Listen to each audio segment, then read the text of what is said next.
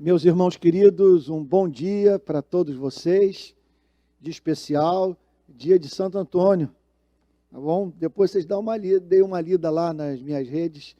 O Santo Antônio apresentou seus valores hoje, tá bom? Nesse dia sagrado, Santo Casamenteiro. E olha que eu gosto mesmo de fazer um casamentinho. Adoro ver as pessoas construindo família, se apaixonando e passando, portanto, a viver juntas, em amor, numa aliança para a glória do nosso Deus. É isso, gente. Estou aqui hoje pensando numa das metáforas de Cristo que podem, assim, de uma forma toda especial, expressar o que eu sinto nesse dia que me é tão importante. Então eu pensei, todas são maravilhosas, todas são comoventes, mas, assim, do ponto de vista da tradução do que eu sinto hoje, eu gostaria, de uma forma especial, de chamar aí sua atenção para Mateus capítulo 13, verso 45. Um único versículo. Mateus capítulo 13, verso 45. Achou? Então vamos lá. O reino dos céus é também semelhante a um homem que mil perdões. Eu estou lendo a metáfora que nós já examinamos, que é a da pérola de grande valor. Hoje é do tesouro escondido no campo. Mateus, capítulo 13, verso 44. Bom? Então vamos lá. O reino dos céus é semelhante a um tesouro escondido no campo, que um homem achou e escondeu. Então, transbordante de alegria, vai, vende tudo o que tem e compra aquele campo. Vamos ter um momento de oração. Pai Santo, que daremos ao Senhor por todos os teus benefícios para conosco. Não temos como enumerar as bênçãos das quais fomos objeto, que recebemos, em resposta ou não às nossas orações, uma vez que o Senhor é poderoso para fazer infinitamente mais do que tudo quanto pedimos ou pensamos, conforme o seu poder que opera em nós. Senhor, o que foi necessário para que estivéssemos nesse momento em torno da tua palavra, para ouvirmos a tua voz. Senhor, sabemos que o que foi necessário para que estivéssemos vivos vai desde a própria composição, estrutura e preservação da ordem da Via Láctea, Senhor, até o cálculo renal do qual o Senhor nos preservou no dia de hoje. Senhor amado, caímos aos teus pés, em estado de perplexidade santa, por força desse seu cuidado especial, meticuloso, e que visa a glorificação do teu nome, mediante o aperfeiçoamento diário do nosso caráter. Senhor, tu sabes que nós não vivemos à altura dessa gratidão que lhe é devida. Essas bênçãos deveriam fazer com que tivéssemos o Senhor na mais alta estima. Mas nem sempre o amamos, o servimos e nos dispomos a nos submetermos à tua vontade. Por isso nós queremos nessa manhã pedir perdão pelos nossos pecados, aquilo que fizemos ou deixamos de fazer, que é incompatível com o caráter de um cristão autêntico. Senhor, tu sabes que temos fraquezas que nos humilham, surpreendentes, Senhor, muitas fruto da nossa obstinação em fazer a nossa vontade, em vez de sujeitarmos os nossos desejos aos seus. Por isso nós pedimos perdão. Que o Senhor nos absolva das falhas que nos são ocultas e nos conceda um coração puro, um espírito reto, bem no teor da mensagem do Salmo 51, quando Davi busca a tua presença a fim de suplicar pela formação de um coração puro. E é tudo que nós queremos, Senhor, um coração que tenha um só desejo: viver para a glória do teu louvor e que torne todas as demais atividades da vida subservientes a esse anelo maior. Senhor, nós rogamos que nessa manhã o Senhor console os abatidos, comunique esperança aos que se encontram em desalento, convencendo a todos do fato de que não há problema que estejamos enfrentando hoje em nossas vidas para os quais não haja ou para o qual não haja uma promessa bíblica, Senhor. Por isso, ó Deus amado, a nós só nos cabe crer no livramento, na condução santa, sábia e justa das nossas vidas, levada a cabo por Ti. Senhor, Tua palavra vai ser proclamada agora. Abra o nosso entendimento para a compreensão da Tua verdade. Que essa manhã seja manhã de conversão, de renovação da nossa fé e amor. É o que nós te pedimos em nome de Jesus. Senhor, confiando mais na sua misericórdia do que na nossa inocência. Amém. Essa é mais uma parábola de Cristo que nos ajuda a entender o tema do reino dos céus. Aqui está, verso 44, falando sobre o reino dos céus. Temos os reinos desta vida que passam, que um dia estão diante dos nossos olhos, com todo o seu poder, sua imponência, aparência de estabilidade, para subitamente ruírem como um castelo de cartas.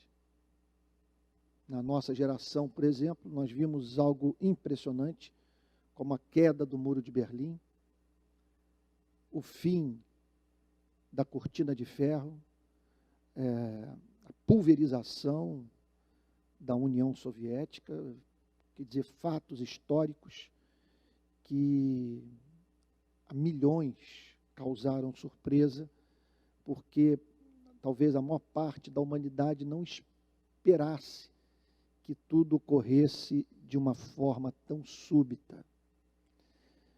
Mas quando nós falamos do reino dos céus, nós estamos falando de uma relação, sem a mínima dúvida, de poder. O reino dos céus pressupõe um rei e, consequentemente, pressupõe súditos. Esse é o reino de Deus. Se nós não temos um reino dos céus, nós temos o quê? Qual é o propósito da história? Quem governa o universo? Para onde tudo está se dirigindo? Quando a Bíblia fala sobre reino dos céus, está falando sobre governo soberano, sobre propósito para o cosmos. Está falando sobre um plano eterno. levado a cabo pela onipotência divina. Esse reino que exerce controle sobre Andrômeda, sobre a Via Láctea, sobre o sistema solar, sobre tudo aquilo que ocorre no nosso planeta. Esse reino convida homens e mulheres para se tornarem dele cidadãos de uma forma livre, espontânea, jubilosa, de modo que esses vejam como o maior privilégio das suas vidas terem o Criador como seu rei e suas vidas radicalmente dedicadas à glorificação desse mesmo rei e, em conexão a isso, a expansão do seu reino. Esse é um reino que anela por a tudo subjugar, porque não é santo, sábio, justo, e consequentemente não é racional que esperemos que o Rei Santo tolere no universo ad eternum focos de desobediência à sua vontade.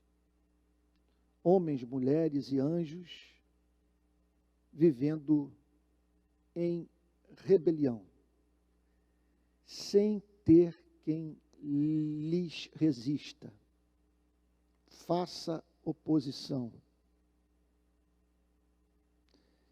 De modo que perpassa todos os textos das Sagradas Escrituras o anúncio das condições para que homens e mulheres se reconciliem com esse Deus. Na verdade, se formos ser honestos, expulsando do nosso coração, das nossas vidas, no nosso discurso, o temor de não sermos aceitos por aquilo que pregamos, nós vamos anunciar ao mundo o fato de que os evangelhos revelam um Cristo profundamente preocupado em salvar os seres humanos de algo que ocorrerá um dia.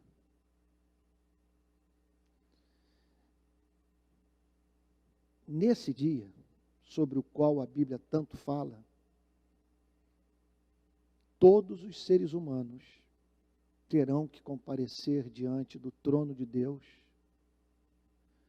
para prestarem contas do que fizeram de suas vidas. Isso é profundamente racional. Que significa que Deus leva a vida nesse planeta a sério, que Ele não banaliza, não trivializa as ações humanas e que um dia Ele deixará claro para todos aqueles que Ele criou que muito do que ocorreu nesse planeta lhe causou profunda repugnância. Esse dia será o dia da grande separação, em que pessoas tomarão conhecimento da diferença entre os justos e os injustos. A Bíblia nos chama para nos prepararmos para a chegada desse momento, que, repito, é absolutamente certo. Eu me lembro de uma declaração de Santo Agostinho, na qual ele afirma a seguinte coisa: Deus pune alguns pecados em vida para que o temamos, mas não pune a todos, a fim de que não nos esqueçamos de que um dia haverá um juízo final. Então, Jesus falou muito sobre a chegada desse dia. E essas parábolas, essas metáforas, versam em grande parte sobre esse tema. E o que é necessário para que os seres humanos, um dia, não percam definitivamente a sua alma, vindo assim a ser eternamente banidos da presença de Deus. Aí talvez você esteja pensando: Antônio, isso é muito duro de ser ouvido. Esse não é o Deus de amor em que eu creio. Ora, justamente por ele ser um Deus de amor, ele não vai arrastar pelas orelhas nenhum ser humano para dentro do seu reino. É certo que ele jamais haverá de punir inocentes. É absolutamente certo que não será banido da sua presença aquele que o procurou com todo o seu ser e não encontrou. Porque esse tipo de experiência simplesmente inexiste. É impossível uma pessoa procurar a Deus com todo o seu ser e não o encontrar. O que nós vamos descobrir naquele dia é que os nossos esforços foram espasmódicos, que nós não nos dedicamos à obtenção de redenção com a mesma energia que nos dedicamos às demais paixões da vida. Essa parábola do tesouro escondido tem como objetivo nos ajudar a entender o que ocorre no espírito de um ser humano que decide se tornar cidadão do reino dos céus. Ele é chamado do reino dos céus porque é o governo de Deus sobre o universo. Não é um reino desse mundo. É um reino que transcende a esfera das relações políticas. É um reino transcendente, transfinito, transtemporal. É um reino que envolve essa vida, contudo, também a eternidade. Nesse exato momento, nós nos deparamos no planeta em que habitamos com um número incontável de seres humanos em estado de absoluto desinteresse pelo reino dos céus. Nem cogitam a existência de um governo soberano dessa natureza. São pessoas que encontram-se dedicadas ao trabalho de ganharem este mundo, dedicadas ao reino que promete sexo, dinheiro, poder,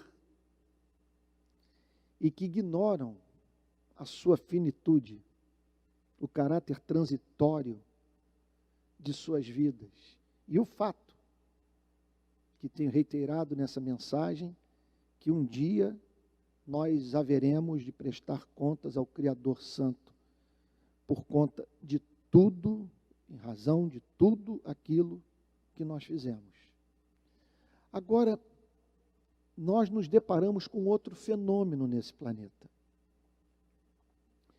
Pessoas que já fazem parte desse reino. Pessoas que hoje vão tomar posse do reino dos céus. E eu espero que você que está me ouvindo encontre-se incluído nessa lista de bem-aventurados que vão hoje, nesse domingo, esse 13 de junho, dia de Santo Antônio, terem um encontro com Cristo, vindo assim a adquirir a sua cidadania celestial. Então fica essa pergunta: como explicar esse fenômeno de uma pessoa passar a se preocupar com esses temas? Aqui estou eu. Se você me perguntasse, Antônio, que balanço você faz da sua vida? Nesse dia do seu aniversário.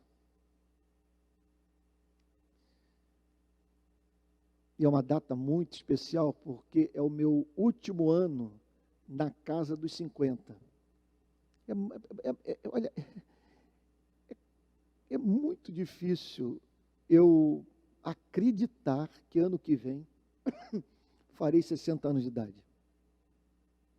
É aquela velha história que a gente ouvia da coroada, que dizia que a cabeça não funcionava de acordo com a idade que possuía. Então, a gente ouve falar muito sobre esse tipo de coisa. E é o que eu estou experimentando hoje. Sabe? Eu sei, não tenho nenhuma ilusão, que o corpo é frágil, o tesouro habita em vasos de barro. Isso aqui é um acampamento que em breve será desfeito. Daqui a um tempo eu não habitarei mais nele. E a grande promessa que as Sagradas Escrituras fazem é que um dia nós não viveremos mais nesse tabernáculo, mas num edifício feito não por mãos humanas, mas por Deus. Um edifício cheio de glória, incorruptível, imortal. É o que Deus tem preparado para a vida dos seus eleitos. Então, se alguém me perguntasse assim, Antônio, o que você tem de mais importante a dizer sobre a sua vida? O que lhe aconteceu e que de uma forma toda especial faz parte da narrativa da sua existência? Mas sem a mínima dúvida. Acima de qualquer experiência que eu tive na minha existência, não houve nada que mais tenha me marcado, definido todo o curso da minha história, do que a experiência de me tornar cidadão do reino dos céus, quando eu tinha 20 anos de idade. Quando ali eu compreendi que o universo tem um rei e que a nós, seres humanos, nos cabe viver em sujeição à vontade desse rei santo, justo e bom, portanto, amável, digno de ser adorado. E aqui o Senhor Jesus está nos ajudando a entender o que ocorre na alma dessa pessoa. Veja, a pergunta não é o que leva uma pessoa a se tornar religiosa, o que leva uma pessoa a se tornar membro de uma igreja católica ou evangélica, o que leva uma pessoa a se tornar presbiteriana, ou batista, ou metodista, ou pentecostal. Essa não é a pergunta. A pergunta também não é o que leva uma pessoa a se tornar conservadora ou progressista. Essa não é a pergunta. A pergunta é outra. Como explicar o milagre da conversão? O que faz com que uma pessoa subitamente se preocupe com o reino dos céus? Aqui estou eu. Se você me perguntasse, Antônio, quais são suas preocupações de momento? São várias. Mas há uma que é o grande vetor da minha vida. É aquilo que eu poderia chamar de fé escatológica.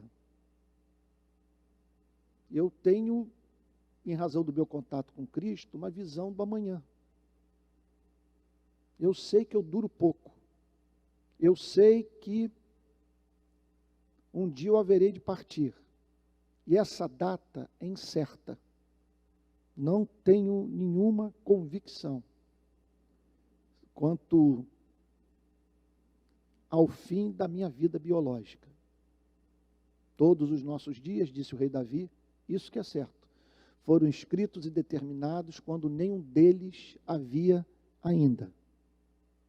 Agora, o que eu sei, levo a sério, e é o grande, repito, vetor da minha existência, é a certeza de que um dia eu terei que comparecer perante o Rei do Universo. E eu espero, nesse dia, chegar com as mãos cheias e com as mãos vazias. Eu espero, nesse dia, chegar com as mãos vazias, a fim de, mais uma vez, reiterar o fato de que entendo que minha salvação não é fruto dos meus méritos, mas da graça de Deus que está em Jesus Cristo. Contudo, sob uma outra perspectiva, gostaria de chegar com as mãos cheias, cheias de boas obras, e que não exercerão naquele dia o papel irracional de argumento para que eu convença a Deus que é uma questão de justiça Ele me fazer entrar pelas portas da chamada Nova Jerusalém, porque, afinal de contas, as minhas obras provam que eu sou uma pessoa extraordinária. Quem compreende o Evangelho tem como insanidade um pensamento como esse. O que é, assim, absolutamente certo é que naquele dia será grande o privilégio dos que apresentarem as mãos cheias de obras que expressam a gratidão pela redenção. As ações de graças pelo fato de Cristo ter aberto os olhos do crente, a fim de que esse conhecesse a verdade e por ela encontrasse a sua liberdade. Então aqui está Cristo falando sobre esse mistério, o mistério da conversão. Ele diz, o reino dos céus, ele está falando sobre uma perspectiva bem definida do reino dos céus. A perspectiva daquele que nele entrou, que dele passou a fazer parte, na condição de um cidadão que tomou a decisão consciente de viver para o louvor daquele que o formou, que o sustentou pela sua graça e que o redimiu por meio da obra propiciatória de Cristo. Então o texto diz, o reino dos céus é semelhante. Vamos tentar entender. O que ocorre na vida de uma pessoa que passou a fazer parte do reino dos céus? Jesus diz, olha, imagine uma experiência, talvez o nosso Salvador estivesse apelando para uma experiência vivida por alguém e que era do conhecimento dos seus ouvintes. Nós não sabemos. O que sabemos, o que é certo, é que Jesus inventou uma história. Se baseada em fatos reais ou não, nós não sabemos. Agora é fato, mencionando algo absolutamente possível. E, repito, provavelmente aconteceu no Israel daqueles dias, sabe? Ou na história passada, ou nos próprios dias de Cristo, algum personagem que saiu ali por Israel falando dessa experiência fantástica, essa experiência absolutamente assim memorável, de uma pessoa que está andando num campo, né, e de repente ela tropeça num tesouro, ela encontra um tesouro escondido no campo. Então ali está aquela pessoa andando num campo e de repente percebe um tesouro escondido. Meu Deus do céu, que tema impressionante. Sabe o que mexe muito comigo na pregação?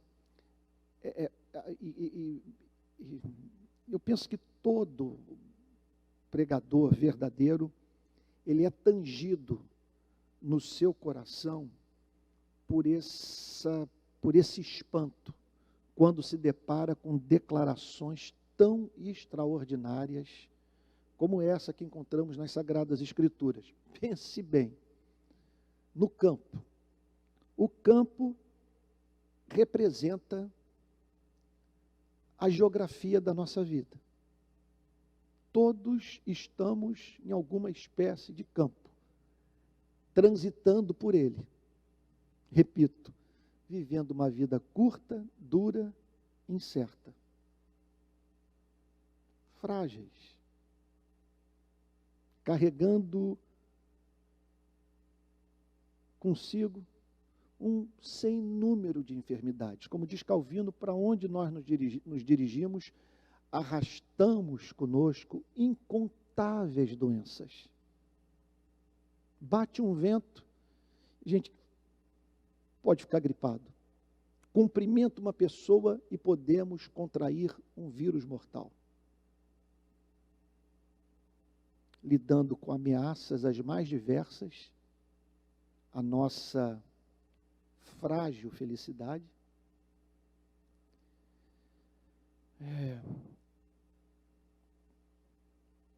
num mundo injusto, marcado por exploração, desigualdade e miséria, carentes, portanto, de alguma coisa que ofereça significado à nossa existência. A vida nesse campo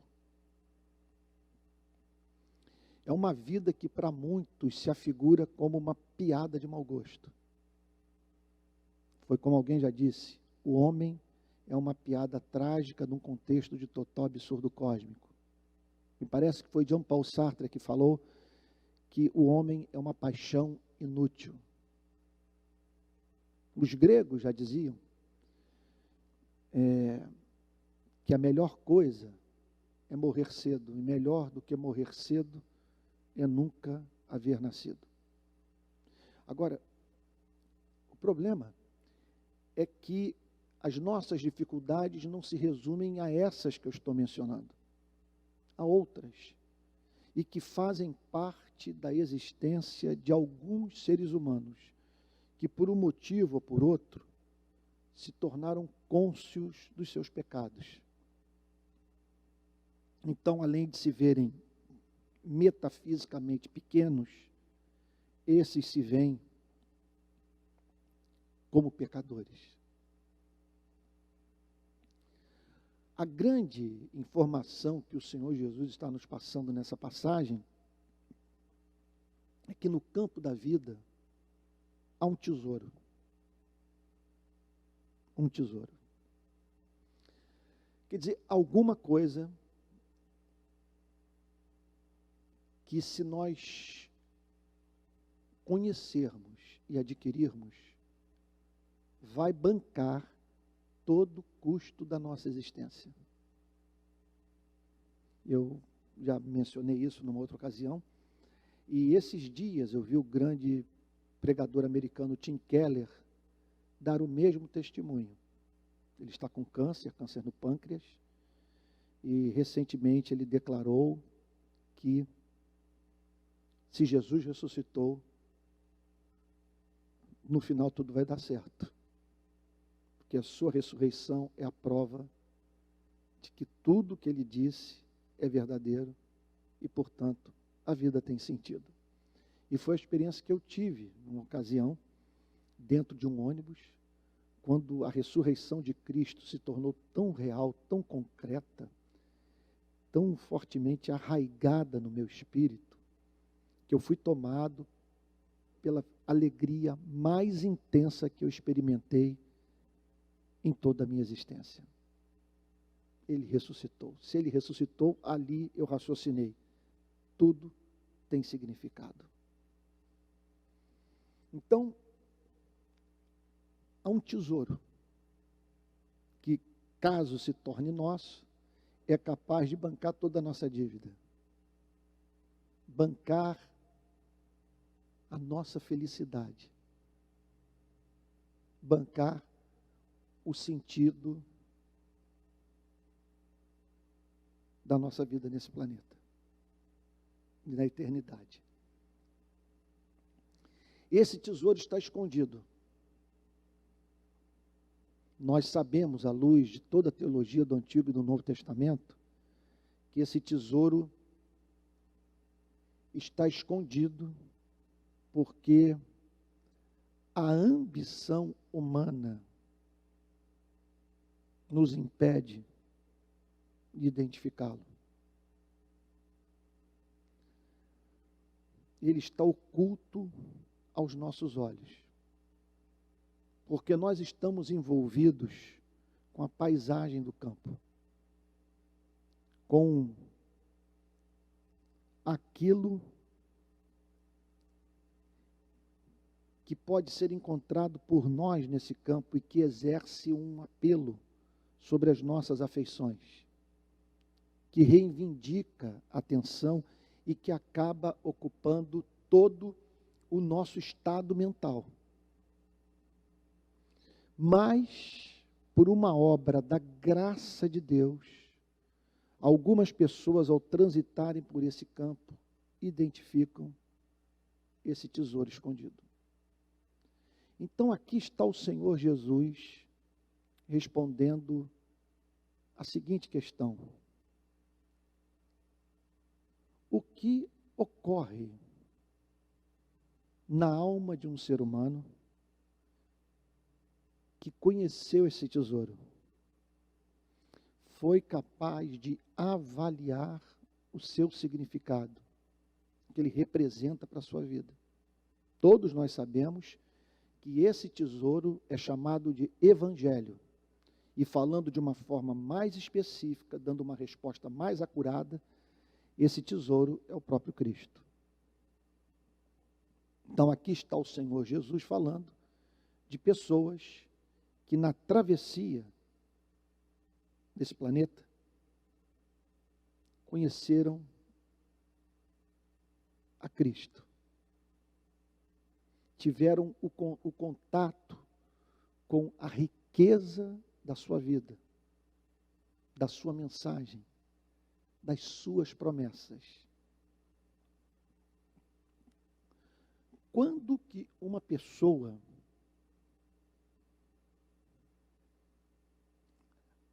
pode-se dizer foi capaz de avaliar com exatidão o valor desse tesouro? Então, observe que o que o Senhor Jesus está dizendo nessa passagem é que toda conversão é resultado de uma ação da graça soberana de Deus. Porque só Deus para fazer com que descubramos esse tesouro. Outro ponto central: toda conversão resulta, vamos assim dizer, de um cálculo feito pelo espírito humano, que ao ver todo o universo criado por Deus, sabe? E o comparar com o próprio Deus é levado a dizer que a melhor porção da vida é a companhia do Criador. E do Criador que se revelou no seu único Filho, Jesus Cristo. Então o Senhor Jesus declara: o reino dos céus é semelhante a um tesouro escondido num campo, que um homem achou. Ele achou. Ele achou porque foi guiado por Deus. Se você me perguntasse hoje como você se tornou cristão, porque a graça soberana de Deus me alcançou. O texto declara que um homem achou e escondeu. Aqui o Senhor Jesus, veja, permita-me fazer aqui uma digressão. Nem tudo que é encontrado numa metáfora, numa parábola, deve servir para nós, estudiosos da Bíblia, de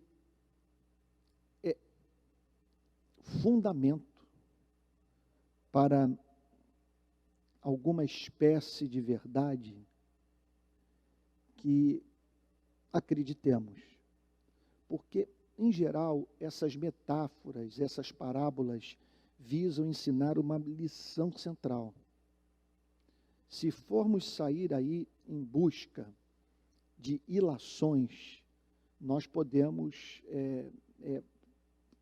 fazer com que a nossa interpretação das Escrituras, dessas passagens, perca o foco, de modo que nós não ouçamos a mensagem central de Cristo. Então, esse homem encontrou um tesouro e o escondeu. Então, olhe para a experiência desse homem. Ele encontra o tesouro, ele encontra esse tesouro e não comunica a ninguém o achado. O que está acontecendo ali? Ele não queria que a informação vazasse por ele próprio, porque isso faria o valor do campo se tornar muito maior do que aquele que viria a lhe ser oferecido de acordo com o mercado vigente. Então, ele guarda essa informação. Ele diz: eu vou comprar o campo, mas quem vai me vender vai passar por uma grande perda. Porque não é capaz de mensurar o que está escondido dentro dele. Não é capaz de divisar o que permanece oculto nesse campo. Então, ele vai me vender o campo por um valor, quando, na verdade, o seu valor é infinitamente superior. Então Jesus olha para esse homem com essa sagacidade. Ele não está nos ensinando a ser trapaceiros. Ele não está nos ensinando, conforme se diz no português popular, a passar a perna nas pessoas. O que ele está dizendo é o seguinte, é que no comportamento desse homem há algo análogo ao que é encontrado na vida de todo verdadeiro convertido. O que ele está dizendo é que a conversão, embora envolva a transformação súbita do coração, ela vem acompanhada sempre de raciocínio, de conhecimento, de entendimento, de percepção, de modo que a pessoa que tem o verdadeiro contato com o Evangelho, ela é habilitada por Deus, ou ela é habilitada por Deus a compreender o valor daquilo que Deus permitiu que passasse a fazer parte da sua vida. Então, aqui nós estamos diante de uma pessoa que diz o seguinte: olha, a mim me cabe agora administrar com absoluta sabedoria esse achado. No caso daquele homem, não vou passar essa informação para ninguém. Ela vai ficar comigo e eu vou comprar esse campo, e ao comprar esse campo, vou passar a impressão que somente depois da sua aquisição eu descobri esse tesouro, que nele permanecia oculto. E Jesus diz: olhe para o que esse homem está dizendo, olhe para o seu comportamento. Dessa atitude pode-se tirar um princípio do reino dos céus. E aí o Senhor Jesus explica no final da parábola. Então, transbordante de alegria, o que aconteceu? Ele sabia que o campo já era dele, porque era questão apenas de fazer uma oferta para adquiri-lo. Mas, repito, sabedor do fato de que ele não compraria apenas o campo, que ele estaria juntamente com o campo, comprando o tesouro que valia mais do que o campo inteiro. O que o Senhor Jesus diz é que quando ele faz esse cálculo do que havia acontecido na sua vida, do altíssimo privilégio de ter encontrado aquele tesouro sobre o qual as pessoas passavam sem notar, esse homem é tomado da mais profunda alegria. A alegria dele transborda. O seu cálice, portanto, derrama o vinho da alegria por todos os lados. Esse homem está tomado de felicidade. Não há conversão sem a transformação das afeições. Esse elemento, portanto, de alegria está sempre presente na vida daquele que passou por uma real experiência com Cristo. Por quê? Porque essa pessoa foi habilitada pela graça de Deus a avaliar o que o tesouro significa para a sua vida. Ela está tomada de alegria. Por que está tomada de alegria? Porque ela percebeu que de posse daquele tesouro, ela poderia bancar a sua existência. Ali estava algo que a tornaria verdadeiramente rica. Assim funciona a cabeça do cristão. O cristão olha para a sua vida e vê muita coisa fora do lugar.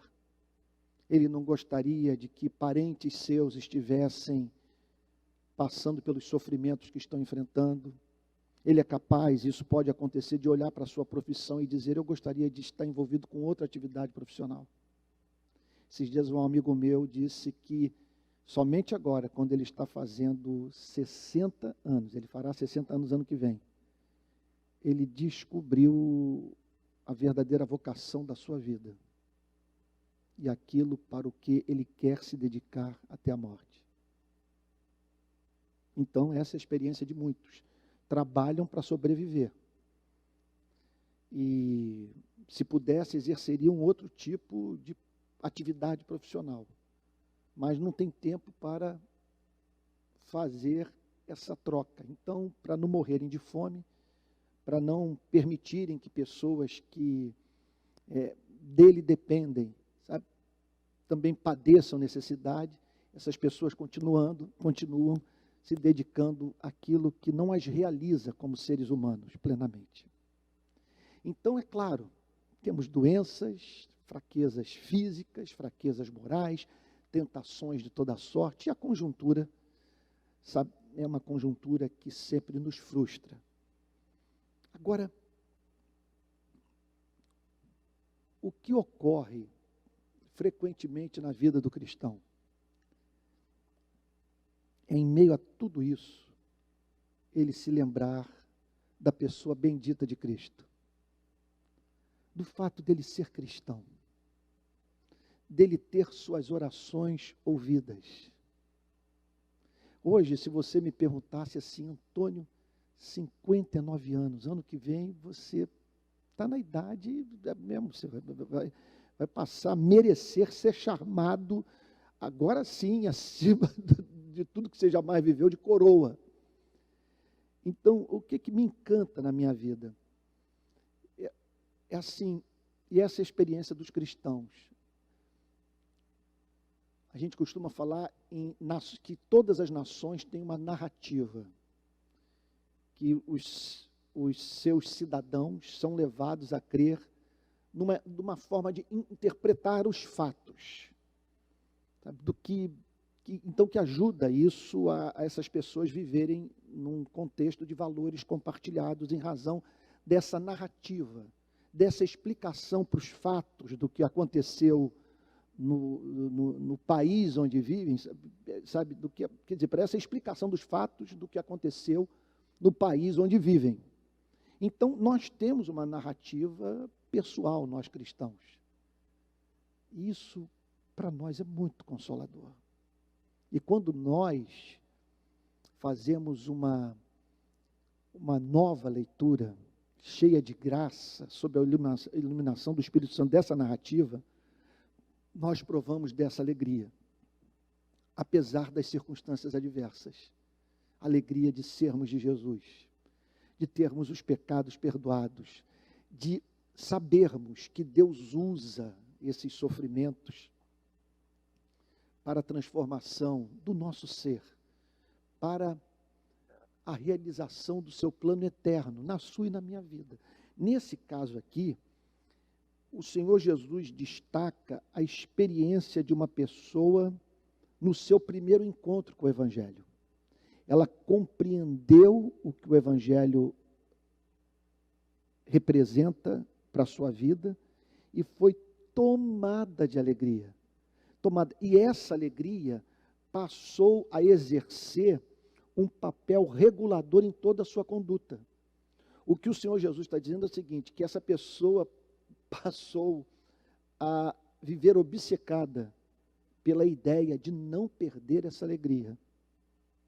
Quero entender o seguinte, pela primeira vez eu conheci a verdadeira alegria, porque esse foi o meu primeiro encontro com o tesouro, com o que eu encontrei na vida e que realmente me convenceu racionalmente de que eu sou uma pessoa rica. Porque encontrei algo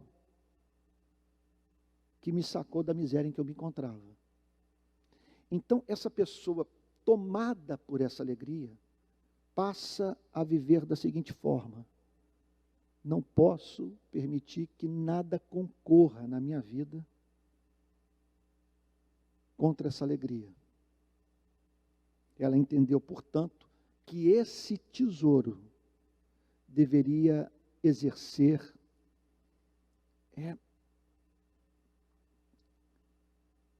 completo controle sobre todos os seus demais valores. Então, transbordante de alegria, vende tudo que tem e compra aquele campo. Então, observe, vende tudo que tem. A história é inventada. O que o Senhor Jesus está dizendo, e isso é de propósito, que aquela pessoa só conseguiria comprar o campo se vendesse tudo que possuía. Veja, não precisava necessariamente ser assim. Ela poderia ter mais recursos do que o valor do campo, de modo que o valor investido para a sua aquisição correspondesse a uma fração menor do seu patrimônio, daquilo que ela possuía. Mas é nessas horas que nós temos que botar o cérebro para trabalhar. Por que? Essa pergunta que queremos fazer. Botar o cérebro para trabalhar quando estudamos a Bíblia é fazer perguntas ao texto. Por que o Senhor Jesus declara que a condição para a compra do campo, nesse caso específico, era a venda de tudo o que aquele homem possuía? Porque assim ocorre no reino dos céus. Quando uma pessoa compreende o valor de Cristo para a sua vida, ela inevitavelmente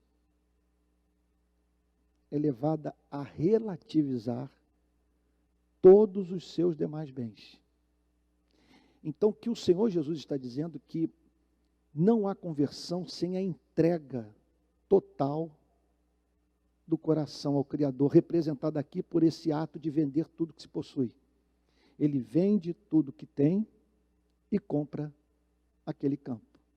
Observe que essa pessoa não tinha recursos para comprar o tesouro.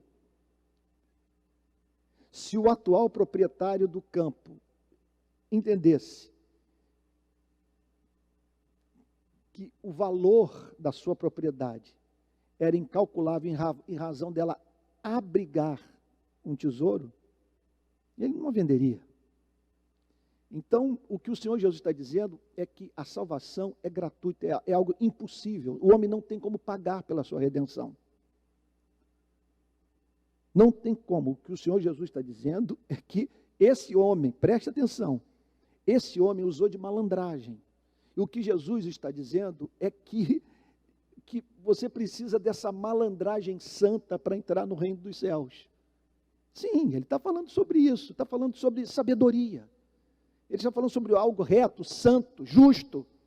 Ele está dizendo o seguinte: simplesmente essa pessoa mensurou o valor do reino dos céus. E ela fez uma troca consciente. Eu abro mão de tudo que eu tenho, em razão daquilo que hoje se me afigura como o maior valor da minha existência. Então o dinheiro que ela investe é para a compra do campo, não para a compra do tesouro. O tesouro é de valor incalculável, o tesouro vem de graça. A salvação é gratuita. O que o Senhor Jesus está declarando é que, contudo, embora a salvação seja gratuita, há um inevitável preço a ser pago. Não para a sua aquisição, mas como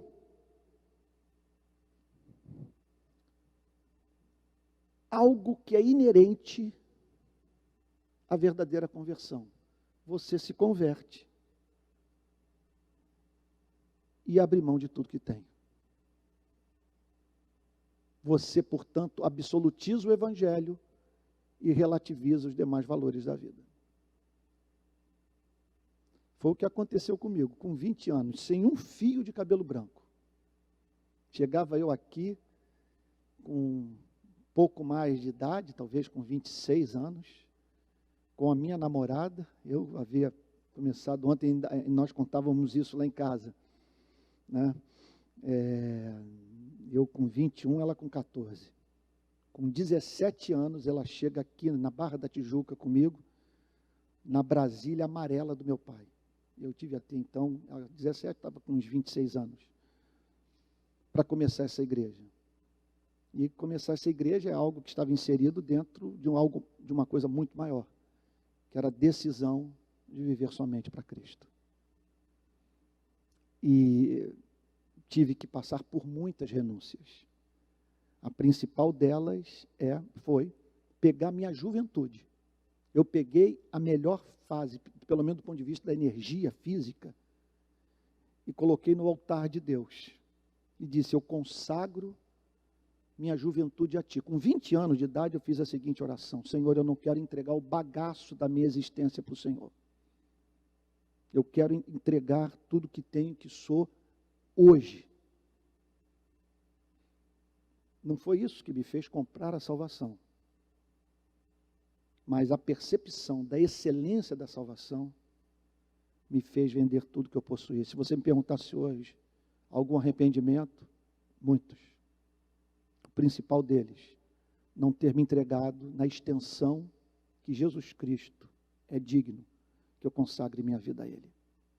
Que Deus o abençoe muito. Se você me perguntasse agora: pastor, pelo que eu devo orar? Eu diria para você: ore para que Deus o ajude a mensurar o valor desse tesouro. Porque é somente assim que as suas afeições serão tocadas. Porque não há vida cristã, não há conversão, não há processo de santificação, no coração daquele que não teve suas afeições convertidas. Não há vida cristã sem temor, sem gratidão, sem encanto, sem alegria. É somente quando... Você sabe quando você vai ao dentista e aquele motorzinho, sem vergonha, ele atinge o nervo do dente? É só quando o evangelho toca no nervo da alma que você é movido àquela ação suficientemente forte para que você vença o poder do pecado na sua vida. Vamos ter uma momento de oração? Pai Santo, nós bendizemos o Teu nome por essa parábola extraordinária. Te agradecemos por termos encontrado esse tesouro escondido no campo. Meu Deus, bendito o dia que conhecemos Jesus Cristo, nosso Redentor. Experiência mais bem-aventurada da nossa história. Somos eternamente gratos por termos encontrado esse tesouro cujo valor permanece oculto para a maior parte da humanidade, mas que se tornou nosso em razão dos teus desígnios eternos. Como somos gratos por termos nos tornado cristãos. É no nome do próprio Cristo que oramos, Senhor. No nome dele. No nome dele. Não estamos usando essa frase como passe de mágica. Estamos conscientemente, ó Criador único dos céus e da terra, te dizendo, é que é na autoridade de Cristo que fazemos essa oração.